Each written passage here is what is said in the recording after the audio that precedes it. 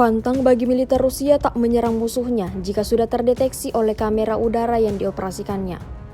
Baru-baru ini beredar sebuah rekaman di media sosial Telegram pada Senin 6 Mei 2024. Dalam rekaman tersebut memperlihatkan momen saat militer Rusia menyerang tempat latihan militer Ukraina di wilayah Kharkov. Pasukan pengintai dari Rusia menemukan berkumpulnya lebih dari 20 personel militer angkatan bersenjata Ukraina di tempat latihan. Dan setelah laporan tersebut, militer Rusia tidak menyia-nyiakan kesempatan emas itu dan langsung meluncurkan serangannya. Seperti yang terlihat dalam rekaman. Disebutkan dalam keterangan unggahan ada lebih dari 30 orang tewas dan 10 orang luka-luka. Sejak video ini beredar, belum ada tanggapan resmi dari Volodymyr Zelensky. Video ini viral dan menuai beragam respon dari warganet.